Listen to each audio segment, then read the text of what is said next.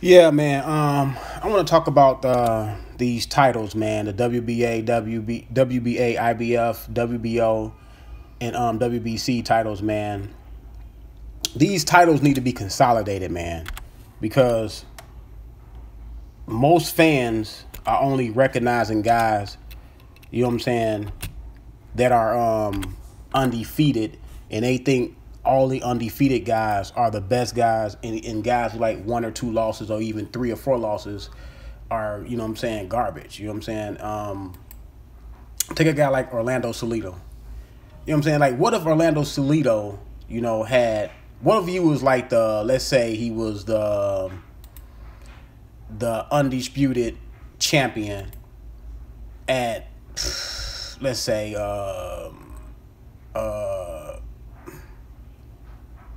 let's say featherweight or something like that, or you know what I'm saying, or any one of the divisions. And he had the losses he have. I believe Salido got what, 10, 12 losses? People wouldn't look at his losses as much because people will recognize him as the champion and the only champion in the division, so he will get respect based off being a champion. See, that's why the belts do mean something.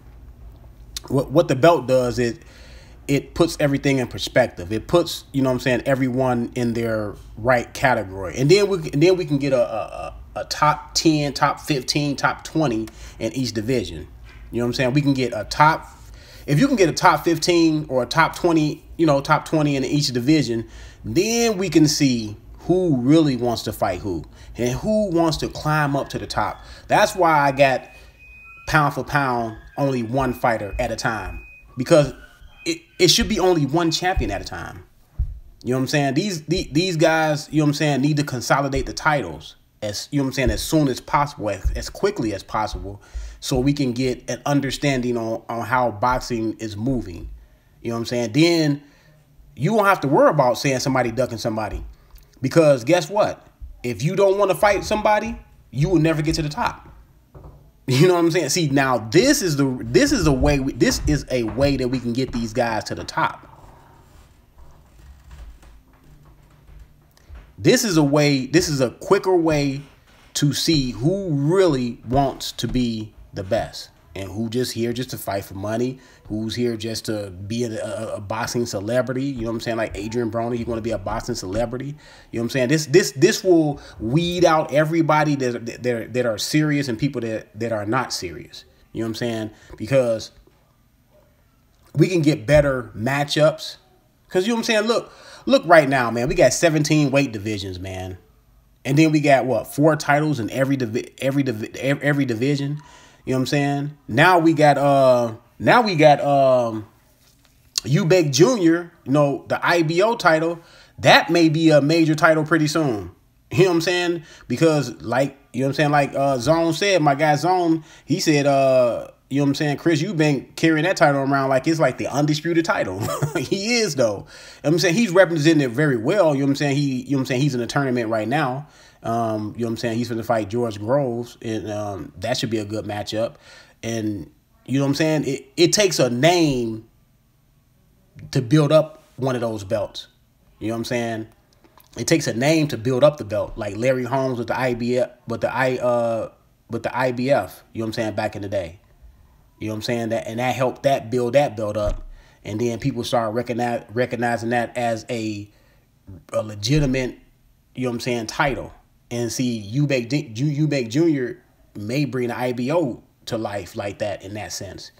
But we don't need a lot of titles, man. What we need is we need a structure in boxing, man. See, the UFC has a structure. I was looking at the UFC I was looking at the UFC card on you know what I'm saying, and it said it had 2 fighters on there. It had one fighter that was ranked 6th and one fighter was ranked 3rd.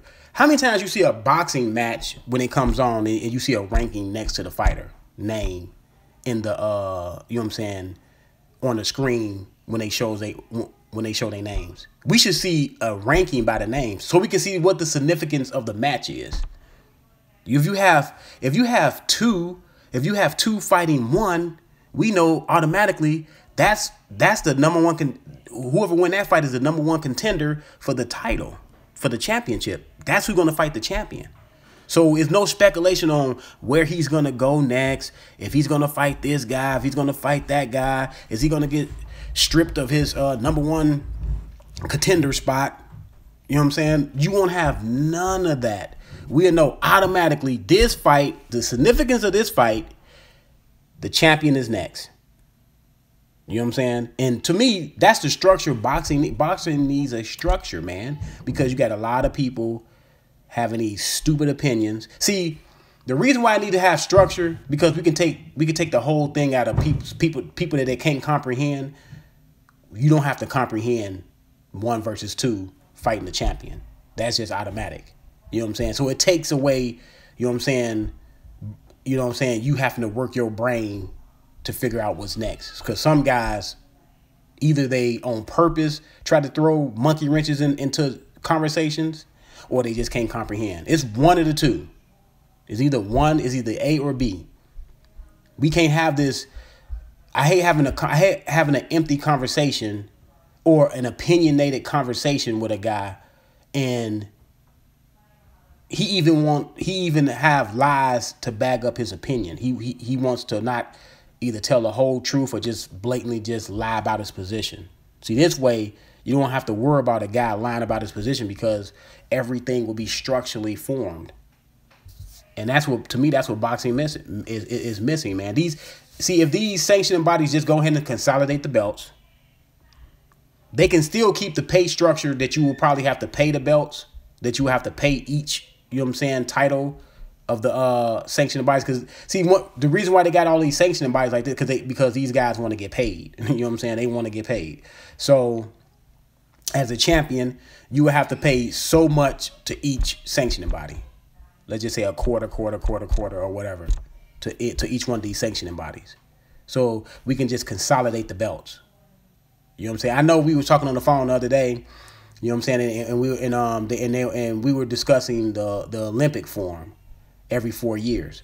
But still, even if you do it every 4 years, which is better than what we have now, you have a tournament every 4 years in every division, but then you have 3 years of bullshit, though. You still got 3 years of people bullshitting around. 3 years is a lot in your career. 3 years is a lot of fights. A lot of significant fights can be fought in a career, especially a guy that's already established. If you have a guy that's already established, I want to see him fighting bullshit fights within those 3 years, and then the 4th year he got to be put in the tournament. But before the end, he didn't bullshitted us. He didn't walked around this guy, walked around that guy, sidestepped this guy. You know, said this guy don't make enough money, and all this stuff. So I would rather have one champion in each division. Like, you should have one champion. You know what I'm saying? At the end of the year, basketball has one champion. At the end of the year, football has one champion. At the end of the year, baseball has one champion. One champion. Not another team calling themselves champions. The AFC and the NFC, they come together to consolidate to have one champion. Yes, they have a divisional champion in each division, but then they come together and they consolidate and have one champion. I don't want to have the AFC have their own Super Bowl and the NFC have their own Super Bowl. Or the Western Conference in the NBA and the Eastern Conference in the NBA have their own NBA Finals. That's stupid, man. We got to get to a structure in boxing so we can get away from all this buffoonery and all this stupid stuff, man. Because I like Al Heyman. I think Al Heyman has done a lot for boxing and brought it back to, you know what I'm saying, back to primetime TV. But one thing that Al Heyman has done a lot to these fighters, if his fighters especially, he's paying them a lot of money for insignificant fights. Like, he paying them a lot of money, and then when it's time for them to fight a big fight, they don't want to fight the big fight. You know why? Because they looking at it that I got $2 or $3 million for fighting a raw soccer. You know what I'm saying? You just gave me $2 or $3 million for fighting that dude. Why can't you give me another $2 or $3 million to fight another dude like that? You know what I'm saying? That's why you got Danny Garcia father going around talking about why should all the top dogs fight each other? We should be fighting these tomato cans. We should be fighting these lower level guys because Al Heyman has been paying these guys big money to fight insignificant fights, man. The fights, I mean, if you gonna let him fight a Raw Soccer, give him $100,000 for fighting Raw Soccer or $50,000 for. Back in the day, to fight a Raw Soccer, you probably would have got like $20,000. You wouldn't have got no millions of dollars to fight no Rod Soccer. It just wouldn't have happened. And see, that keeps the fighters hungry. You have to keep the fighters hungry. You have to keep that hunger in the fighter, especially a fighter. Out of any sport, once a fighter gets comfortable, what they call civilized, once a fighter gets civilized, the hunger starts getting, the competitive fire, the competitive fury gets out of his body. You know what I'm saying? The warrior aspect that was in his heart when he first started, it started diminishing. You know what I'm saying? And if you're going to pay him big money, then you're never going to get out of that fighter what you should get out of the fighter. You know what I'm saying? With I mean, I'm not saying pay these guys peanuts, but you can't give a guy the world if he's not fighting a significant fight that's going to put boxing in a progressive state. You know what I'm saying? Carry boxing forward. I mean, look at it.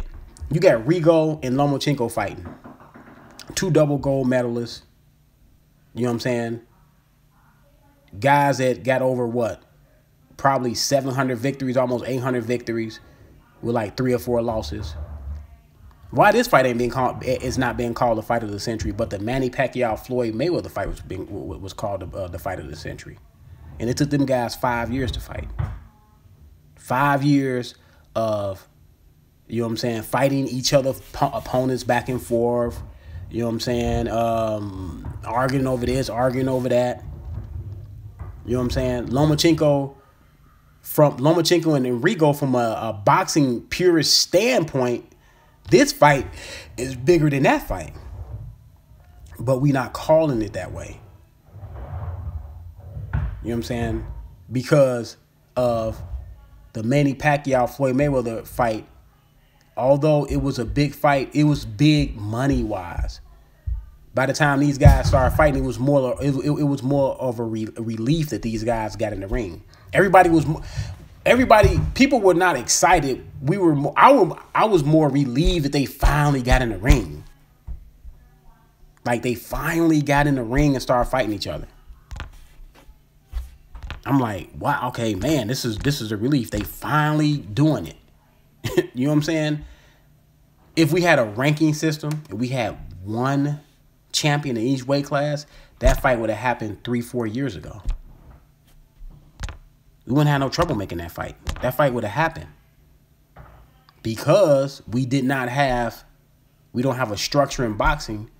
You got guys that can come in and just suck all the blood out of boxing and don't put nothing back in it. Just suck all the revenue out of boxing and don't put nothing back in. That's how you can get a guy from like Conor McGregor that can come over from another combat sport, come in this arena, not have to work himself up, go straight and fight a big money fight. And you got guys like Keith Thurman, Earl Spence, Deontay Wilder, Joshua, all these guys that dedicated their boxing to the boxing craft since day one. All them guys together in their whole career, I believe Conor McGregor made more money in that one fight than they made in their whole career combined. Because there is no structure in boxing. If there was structure in boxing, Conor McGregor would have had to get in line. He would have had to fight, you know what I'm saying, his way up the rankings. And I guarantee you he would not have made his way up the rankings. He would not have made his way up the rankings. So that would have like I said, it weeds out a lot of BS. That's what it does. It weeds out a lot of BS, man. They got to consolidate these belts because how much, like, What, the last undisputed champion we just had was Crawford. Now, I mean, he dropped the belts. Now he's moving up to 147. Those belts are back dispersed now. I can guarantee you within the next 5, 6, 7 years, those belts will not be consolidated again. Because of the simple fact is the sanctioning bodies do not like to have the belts consolidated. They don't like the belts consolidated. For some, I mean, it's money motivated. You know what I'm saying? Every weight class got 4 belts. You know what I'm saying? So they want to have a belt on 4 guys out of the division so they can get as much revenue, sanctioning fees as they can as possible. So it allows excuses for these fighters, man. It allows excuses for a lot of these fighters that don't want to be the best. A lot of these guys are comfortable of being one of the best in the division. They don't want to be the best in the division. They want to be one of the best. So, I mean, man, we got to consolidate these belts, man. I don't know what. Just tell me some of y'all guys' opinion on it. I mean, what do y'all think? Do you think these belts should be consolidated? Do you think it's harm in consolidating these belts, or do you think they should keep the belts like this, dispersed like this?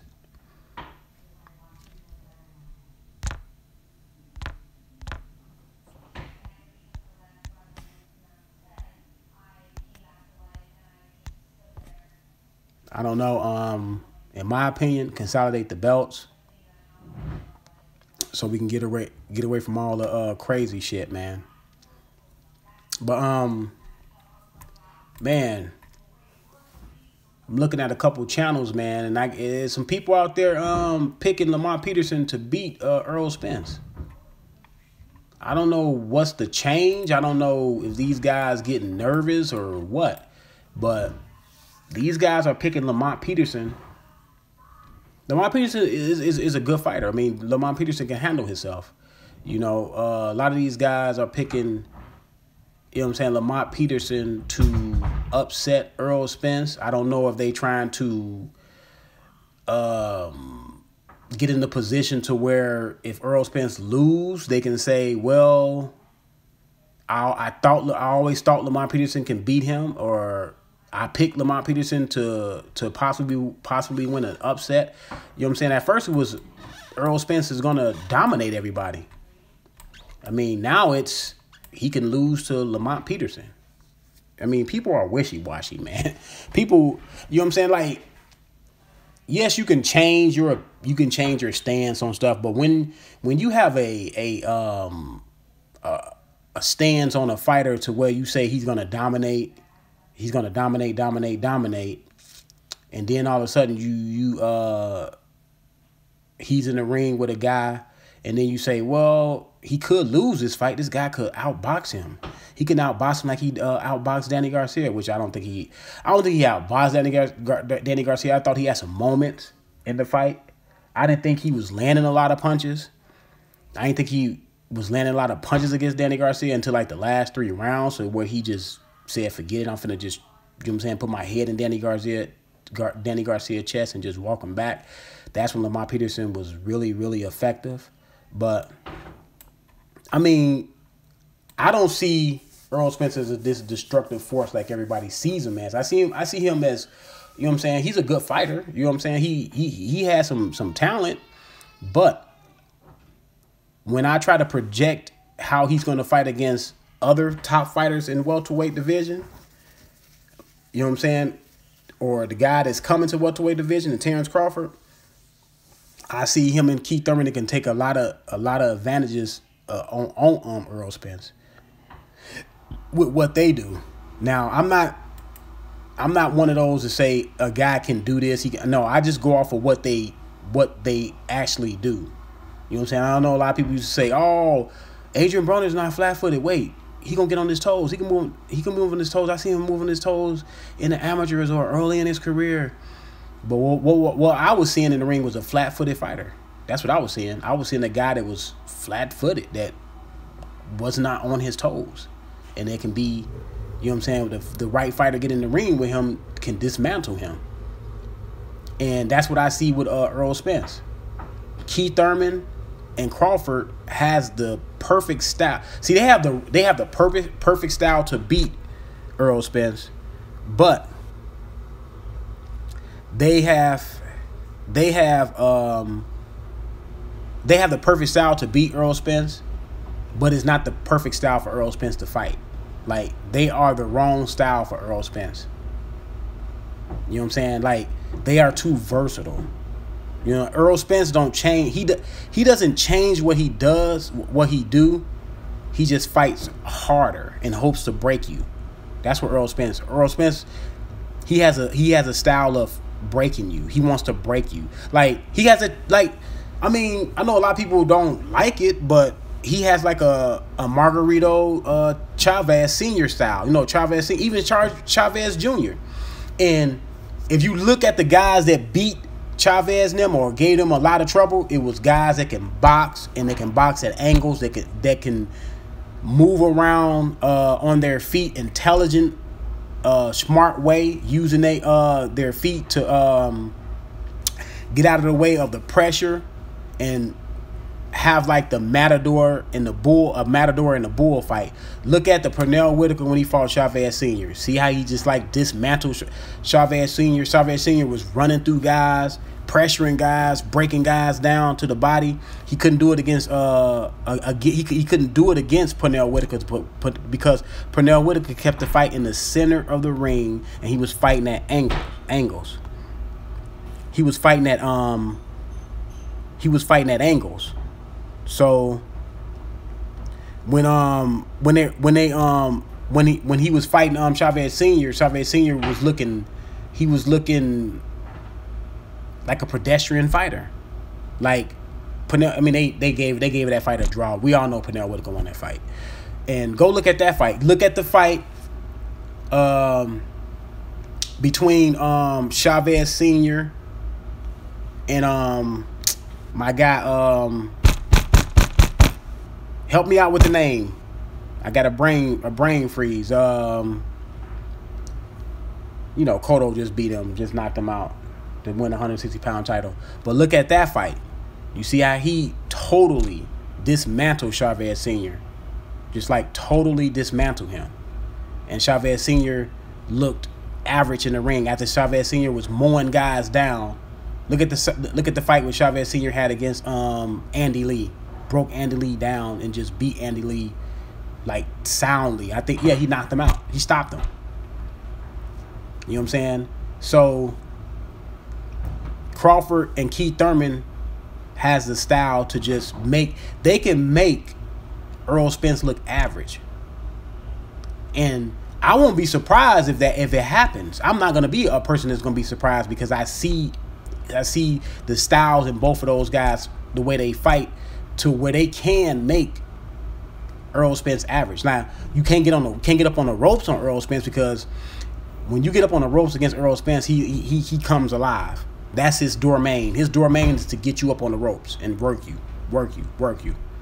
You keep the fight in the center of the ring, he looks, I'm not going to say he looks lost, but he looks uncomfortable in the center of the ring. That's what I'm going to say. You know what I'm saying? I'm going to say he looks uncomfortable. But this week, we got the Rigo and the Lomachenko fight. Who y'all picking? I got Lomachenko. Who y'all picking and why? Whoever's listening to the live, let me know who y'all picking and why. Why are you picking them? Because I'm picking Lomachenko. They both of the guys got great skills. They're both skillful fighters. They both have a lot of experience. You know what I'm saying? Amateur-wise and pro-wise. Even though Rigo do have more fights, but they both got a ton of experience. One guy is bigger than the other guy. Lomachenko has the size advantage. And when you got two really, really good fighters, you know what I'm saying, you got to nitpick. And to me, that's not a small nitpick, that's a big nitpick. He's bigger. He's a little bigger than Rigo. Now, I'm not saying Rigo can't win, because when you're as skillful as Rigo, he still can pull off the victory. And then another thing, Rigo don't throw a whole lot of punches.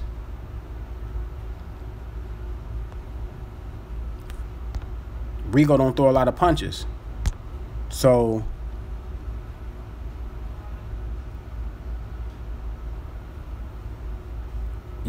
yeah, no. No, I'm not going by height.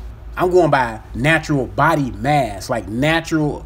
Like, see, you don't go by height because you have some short, stocky guys. You got some tall, lanky guys. You know what I'm saying? So you have to go by. I go by body mass and natural body weight. So, and then how you walk around when you're not fighting. What size are you when you walk around? Because look, Rigo has to put on pounds to fight Lomachenko. Lomachenko don't have to put on pounds to fight Rigo. I mean, you see what I'm saying, Hypelo? Lomachenko don't have to put on pounds. He's already where he needs to be. Rigo's supposed to be pound for pound quality. Talking on bigger guys coming with. Yeah. But see, Rigo used to fighting bigger guys. If he used to fighting bigger guys, those guys wasn't as skillful as Lomachenko. You see, it's a difference. I'm talking. See, if Rigo was fighting a guy, I think they fighting at 130. Are they fighting at 130? I think they fighting at 130. If Rigo was fighting an average guy at 130, yeah, okay, 130. If Rigo was fighting an average guy at 130, I would pick Rigo to win, hands down. But he's not fighting an average guy at 130. He's fighting the best guy at 130, and just as good as him. See, that's the difference. That's the logical pick for me in my mind. And then another thing that's working against Rigo, he don't throw enough punches, man. The man don't throw enough punches. Like, he's a great counter puncher, but he don't throw enough of them. He will have to get Lomachenko's respect early in the fight. Like, early, like in the first couple rounds, he got to get first couple 2-3 rounds, he has to get Lomachenko respect. Because if he don't get Lomachenko respect, Lomachenko can end up walking him down, man, and possibly stopping him. Because Lomachenko do go to the body very well. And when a bigger guy goes to your body, it's different between a guy that's your size going to your body and a guy that's a little bit bigger than you going to your body. You feel it more. And if he stopped Rigo, I won't be surprised if he stopped Rigo. If Rigo don't get his respect, it could be a long day for Rigo, man. Like a long day. But if Rigo gets his respect, and if Rigo can slow the fight down to his pace, he can win the fight. It's just a tall task, man. It's a tall task. He has to overcome size and punch output. He has to overcome both of those, size and punch output. So, and I'm not gonna say Rigo can't do it, but he has to come in and throw more punches. But he at the stage of his career, I suspect that Rigo could have a power advantage. I suspect that Lomachenko has a brittle hands for a long. Well, we have to see if Rigo if his punching power moves up, because at a certain point your punching power it stops. Because Pacquiao was blowing people out, and then when he got to 147. Pacquiao stopped knocking guys out. He stopped knocking guys out when he got to 147. So, and he had crazy punching power. True. How many not carry the power? Well, like I said, Manny Pacquiao carried his power only so far. Like, your power is only gonna go so far, to where now Manny Pacquiao, to your credit, Manny Pacquiao did have enough power to get people respect. So that's what I'm saying. Rigo has to get his respect. How many not carry it is what I'm saying. How many fighters have not carried their power up? Well, I mean, you could look at guys like Morales. Morales was knocking guys out at what, featherweight? Morales started moving up in weight. He stopped knocking out guys. You know what I'm saying? It happens to a lot of fighters. What? I didn't say how many. Well, like, what was you saying? Like, I thought you said how many guys have not moved up with their power. Are you talking? I said he may not. Oh, you saying he may not. He may not. His power may not go up with him. Is that what you're saying?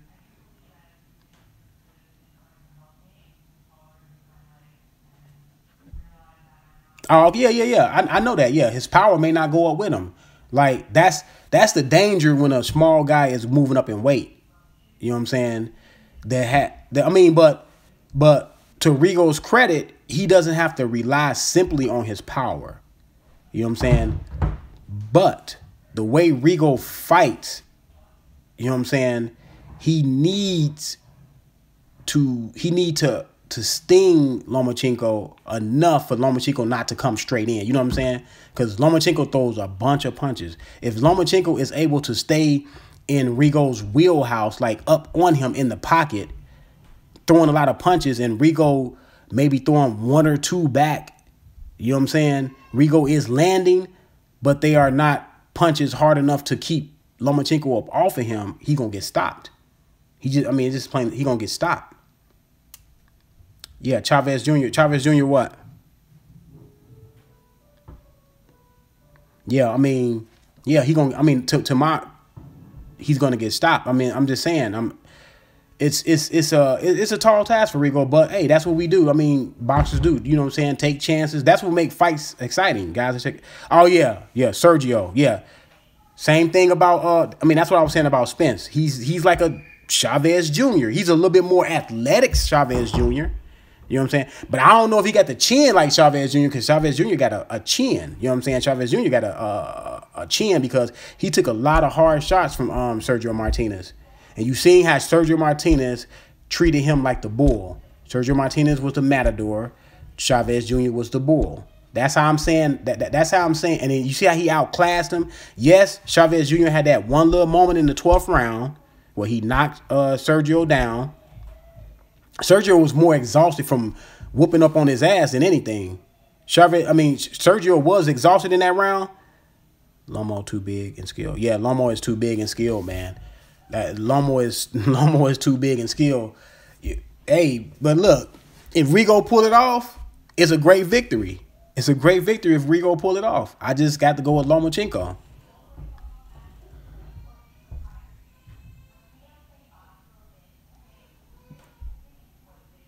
Yeah, I think Rigo should have moved up a while ago too. I think, a fighter like Rigo, when he started having his problems, he should have moved up a long time ago. Because a guy that fights the way he fights, people don't want to see you fight your same size. You know what I'm saying? People want to envision that you're gonna have somebody can beat you. And the only way they can envision somebody that can beat you if you move up and fight a bigger guy. To where they can say, well, I think that bigger guy can get him. Because of the simple fact is that he's much bigger than him. And then Rigo could have sold himself like that. Rigo could have sold himself as the giant killer.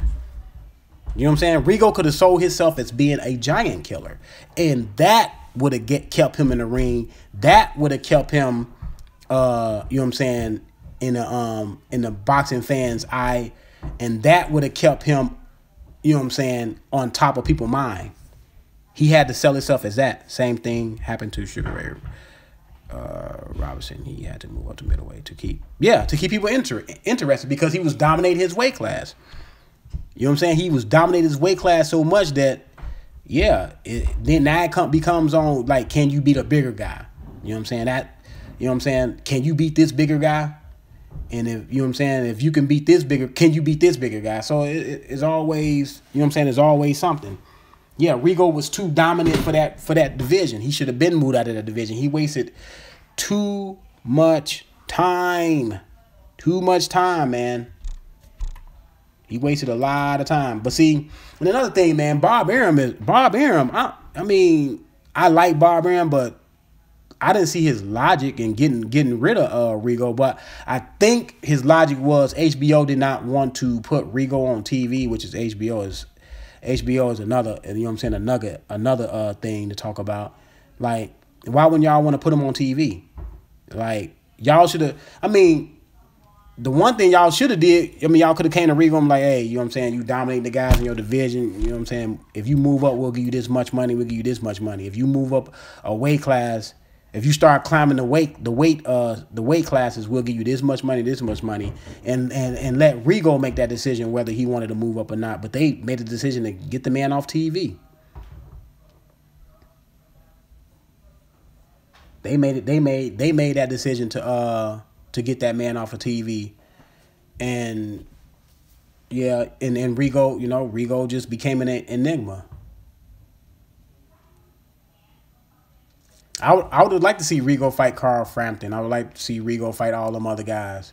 But those guys did not want to get in the ring with the man. Like, they did not, and publicly stated they didn't want to get in the ring with the man. Some people say that they don't know if they can beat him. So, you know what I'm saying? Although, see, that's why another thing. If we had the top 20 in each weight class, they would not been able to sidestep him. It would have been no way they can sidestep Rigo if we had a top 20 and we had a champion in each weight class. You cannot. There's no way. You would have to get out of boxing. You would have to get out of boxing because either fight this man or get out of boxing. You know what I'm saying? Or, I mean, yeah, move up another weight class. I mean, yeah, you can keep on climbing up weight classes, but it's a danger in that. Somebody can pop you up there. But they would have had nowhere to go, nowhere to climb. That's what I'm saying, man. We need to consolidate these belts need to get consolidated, man.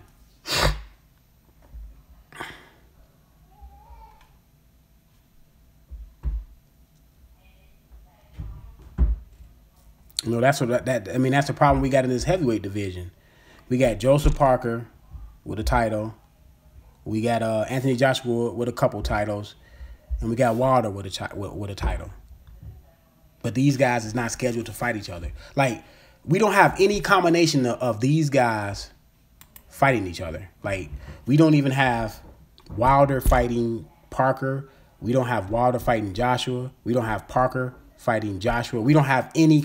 We should have a combination of one of these guys fighting next year. Like, really. We should have had a combination of one of them fighters fighting this year. It shouldn't have been no excuse. A combination of one of those guys should have been fighting each other. Like, they should have been fighting each other. Like, I don't see. It shouldn't have even been an argument. Congratulations. You have been selected to take part in our anonymous survey. Please take our 30-second questionnaire, and to say thank you, we'll offer you an exclusive gift. Yeah, like, they should have had a combination of some of those guys fighting. And I know Tyson Fury talking about coming back, but man, Tyson Fury got to lose weight, man. I can't take Tyson Fury serious until he lose weight. Like, really, Tyson Fury is like a troll now. All he want to do is troll people. That's all he want to do is go around and trolling people. I like Big Baby Miller, but, his last fight, he looked at subpar in that fight. What y'all think about Big Baby Miller? He's all right. We got Dominic Breazeale, we got Tony Bellew. He beat David Haye, but he don't want to fight no other heavyweights.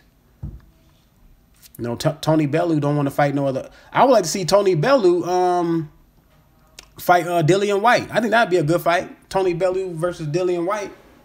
But I think Tony Bellew will probably get stopped versus some of these other guys. I even think Andy Luis Jr. will stop him. Povetkin will definitely stop him. Joseph Parker will stop him. I believe Dominic Breazeale will stop him. Yeah, I don't think Tony Bellew can. Yeah, I think he's doing right. I don't think he can beat nobody else but an injured David Haye on one leg. That's all. Andy Luis Jr. I haven't seen him fight in a little while. I know he had that fight with Joseph Parker, and that was for the vacant WBO title at the time, I believe. It was a good fight. I thought Andy Luis pulled it out. Rigo weight 122 in the first pro fight, moved to 130. All this time isn't big deal to me. Well, yeah, he wasted a lot of time, man. He should have been moved up. I don't know what his limit of weight is because Rigo is truly a little man. Like, that dude is like really, like, some guys are just little. Like, Pacquiao was short, but Pacquiao was more stocky, had those big calves, those big legs, so he could move up and carry weight up and still have some punching power because, his legs were so massive. But Rigo is just straight up and down a little dude. So I don't know how far he could have went up, but he could have just kept going up, for the challenges, to make money or whatever. I don't know. He's moving up now, so... And it's later in his career, he should have moved up when he was more fresher. I mean, I would think he should have moved up when he was more fresher. I mean, to me.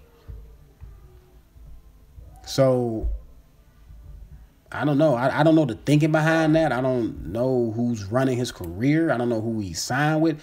Who is Rigo signed with? Is it Rock Nation? I think he signed with Rock. Is he signed with Rock Nation? I don't know. Let me know if y'all know who he signed with. I think he signed with Rock Nation. But they were saying it's a fight with Kell Brook and Saddam Ali in the works at 154. So I think he's with. Oh, okay. I don't know who that is. But they say it's a fight with Kell Brook and Saddam Ali in the works at 154. So Saddam Ali gonna stay at 154, huh?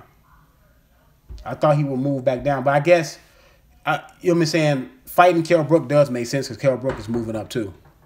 You know what I'm saying? He will not be fighting a true 154 pounder.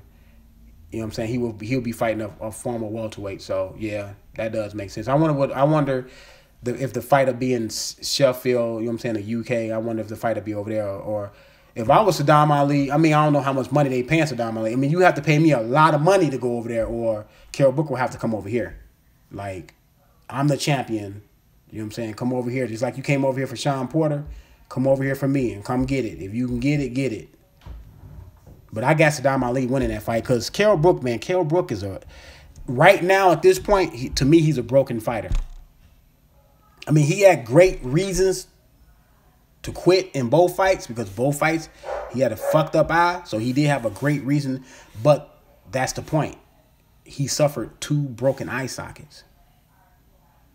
Like, the man suffered 2 broken eye sockets, and people, no, it's not gonna be no. He don't even have to get his eye socket broke in a Saddam Ali fight. If he start bleeding from his eye, he gonna start having flashbacks. You know what I'm saying? He gonna start having flashbacks of his eye being fucked up. If his eye gets cut, if his eye starts swelling up again, because that's a good chance his eye starts swelling up again. He's gonna have flashbacks of his eye being fucked up. It's gonna be easier for him to stop the fight again. I just think hey, if you want to fight, the man can fight. You know what I'm saying? You can't tell a man to stop fighting, but I got Saddam Ali winning the fight by technical knockout. I got it being stopped via eye injury again. I'm not saying he necessarily gonna break his eye socket. I believe both of them gonna swell up. I believe both of Kell Brook's eyes will swell up. Who y'all got in that fight if Saddam Ali fight Kell Brook? I don't care what the fight is at. I don't care if it's in Sheffield, UK. I don't care where it is. I don't care if it's in Kell Brook's backyard. He loses this fight by technical knockout due to eye injury again.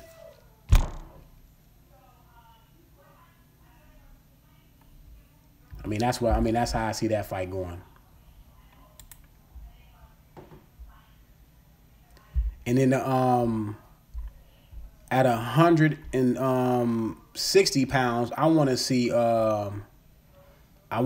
Golovkin fight the winner of Saunders versus Lemieux. I want Saunders to win because I don't want to see him fight Lemieux again. I thought Lemieux was acting scary in the Golovkin fight. I thought he was acting timid, scary. He wouldn't let his hands go. He wasn't fighting with the same confidence when he fought Curtis Stevenson. He knocked Curtis Stevenson daylights out. He didn't fight in that manner. So I want to see Golovkin fight Billy Joe Saunders and become undisputed at middleweight. That's what I would like to see. And to me that'd be a really good fight, man. I heard Demetrius Andrade pulled out another fight. Demetrius Andrade, man, I think the man got talent, but when talent doesn't get in the ring or do anything to show his talent, it's just that talent. You know what I mean? It's just that talent. You know what I'm saying? And that's what it is. I don't want to hear Demetrius Andrade call out another Charlo, man. Really, I don't.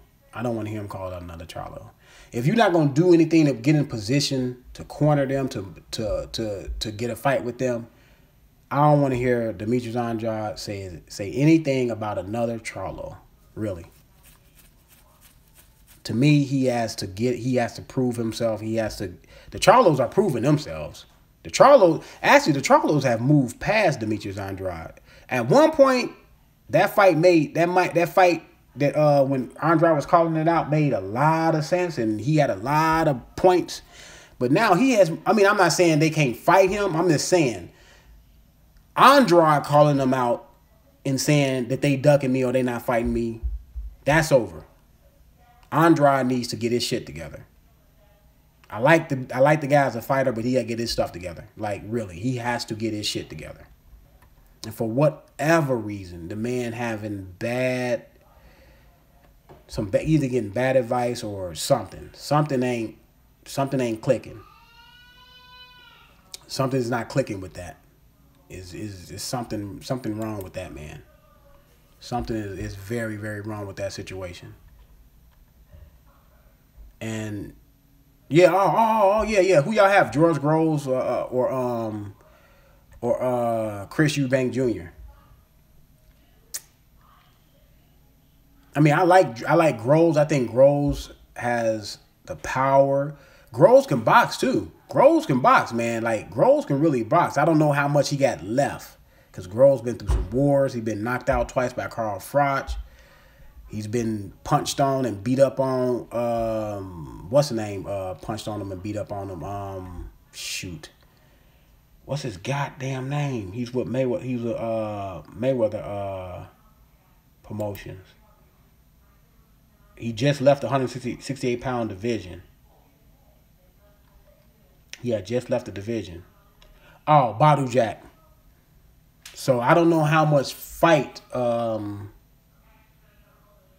how much, George Grove has to give. And he fighting a young Chris Eubank Jr., fast, hungry. You know what I'm saying? Got the pedigree with his father being a world champion. His father been in his corner. His father being right there since his boxing career started. I mean, I'm gonna give Chris Eubank Jr. the edge in that fight. I don't know who y'all got. Who y'all got? Zone and Hypelo. I don't know who y'all got in that fight.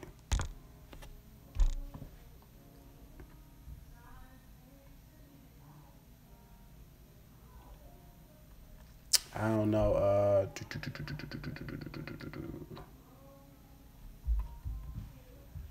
I'm trying to scale through these divisions and trying to see. I mean, 154-pound division is. I mean, I know Cotto has retired. Austin Trout needs to retire. Liam Smith is in the UK, so we don't know what's going on with that. Jared Hurd, Charlo said he want to fight Jared Hurd. That'll be a good fight. Jared Hurd, he showed that he had a chin against Austin Trout. Austin Trout was hitting with some shit, but Charlo, you know what I'm saying, his power has become a lot better since he changed trainers. And I don't know if Jared Hurd should be taking his punch like that. But Jared Hurd has how much Rigo making? Daddy. What? Mom leaving. Where's she going? To pick up Burba and Ani. And Ani? Yeah. Ani coming back? Yeah, there's stuff here. All right, close the door. I don't know how much Rigo making. I'm on my live. Close that door. I don't know how much Rigo is making. I don't know how much Rigo is making. But I'm at this 154-pound division, man, trying to Laura, I don't even want to see Laura fight no more. I don't want to see Laura fight no more. Like, really, I'm not even interested in Laura no more. Like, Laura, I'm not interested in Laura. I'm trying to look at these. I don't know who this guy is. He's from Poland. 154-pound Maciej Suglia, whatever his name is. I don't know who that is. I know Julian Williams trying to build himself back up. I think he just beat Ishai Smith. I think Julian Williams just beat Ishai Smith. Gave him a cut over his eye. Ishai Smith is crying about the judges and shit. Ishai Smith, Ishai Smith is a decent contender. But shoot, the guy I recognize as the best fighter at 154 pounds is Jermell Charlo. I think Jermell Charlo is the recognized best fighter at 154 pounds. That's who I recognize as the guy at 154 pounds to beat. Who y'all think is the best fighter at 154 pounds? I know Laura, he got the WBA. Jarrett Hurd, I believe Jarrett Hurd has the IBF. And now Saddam Ali got the WBO. So, I recognize Jermell Charlo is the best at a WBC. But I would love to see him fight Laura. I think he said he would fight Laura. He said he had to talk to his brother first. I don't know why he had to talk to his brother. But I see him beating Laura. They have had countless sparring matches because they all used to be in the same camp. But Jermell Charlo left, but I'm pretty sure he'd spar with him. You gotta make him another one. Where's the other one? Look in the room in my room in the bathroom. Yeah, so I see Jermell Charlo beating Laura. You know what I'm saying? He already beat. I don't know. Did he beat Austin Trout? Or did his brother beat Austin Trout? Did Jermell Charlo beat Austin Trout? Or did Jamal beat Austin Trout? I think it was Jermell Charlo. I don't know. One of them beat him. Shit, one of them beat him. They both beat him. That's how I look at them. I look at them like the Klitschko's. Let me look at. I don't mess around with cruiserweight, man. I don't do nothing with no cruiserweight.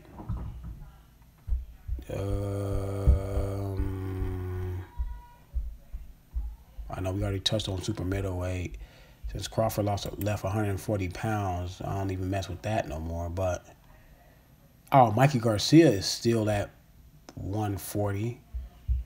Yeah, you still got Victor Postal. I don't even know if he fought since the Crawford fight. Yeah, you still got Ndongo. You still got him. I would have loved to see Crawford fight Mikey Garcia before he left 140, man. I would love to see that fight. I got Crawford beating up on his head, but that would have been a real good fight. I think that one guy, where's he at? I'm trying to find out where's he at, man. Where's he at, dude? Yeah, Sergey Lipinets. He won the IBF. I know a lot of people was talking about how good he is. I seen him in that fight that he won a title in. He wasn't looking all that impressive, man. He looked all that impressive to me in that fight. I don't know if anybody's seen that Sergey Lipinets fight when he won the vacant IBF.